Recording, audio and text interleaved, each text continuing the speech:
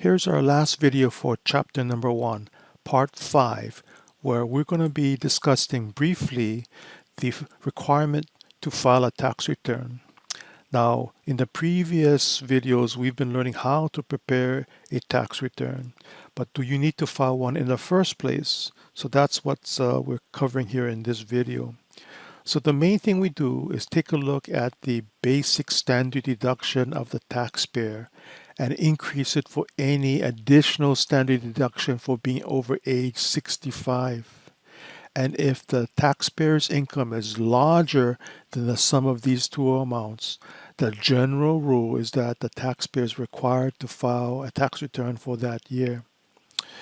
And there's always, of course, exceptions to general rules. So here's an exception where if the filing status of our taxpayer is married filing separate, and if you have even just $5 of total income, you're required to file.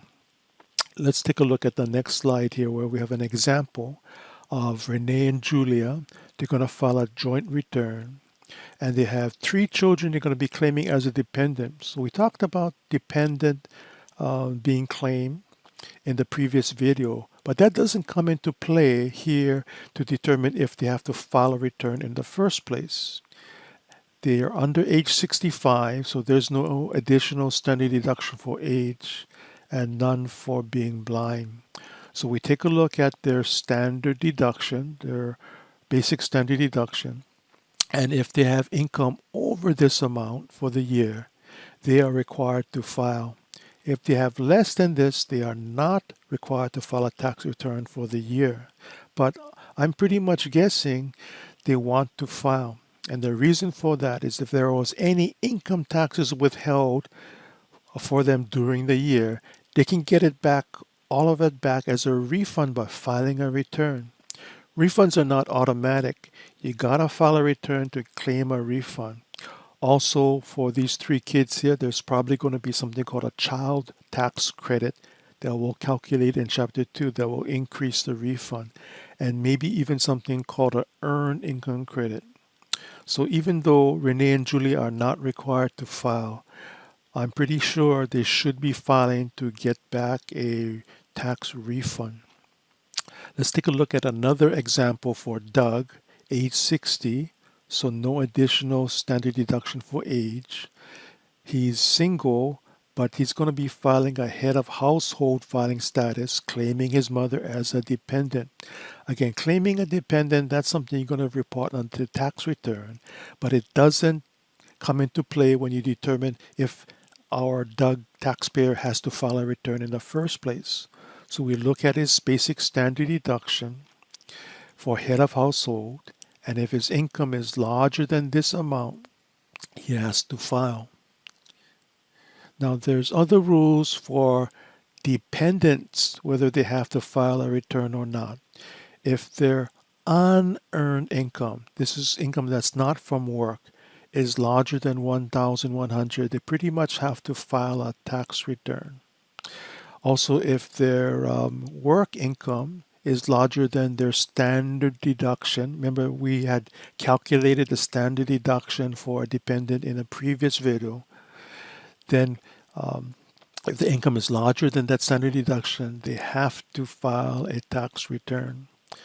Now, maybe a better place to determine whether you have to file a return is to take a look at the IRS publications. So let's see if I can bring one up here. So here's our Laulima homepage, and in the chapter resources folder for chapter number 1, let's look for the link for who must file.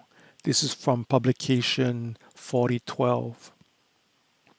I showed you this publication earlier in a previous video, and in this this chart it shows you the standard deduction, basic standard deduction plus for age, and if your income goes over this for the year, based upon these filing statuses, the taxpayer has to file, to prepare a return and file it. So if the taxpayer is a dependent, there's different limits, different standard deductions. So you would have to look at this table here. And then beyond income taxes, Here we're learning in our textbook other taxes that may have to be reported. Let me zoom in here. That may have to be reported on that 1040 form. For example, if you have tip income and you didn't report it to your employer, then in addition to calculating any income tax, you also have to calculate Social Security and Medicare taxes on those unreported tips and pay it on your income tax return. Or maybe you have your own business. We call that self-employment.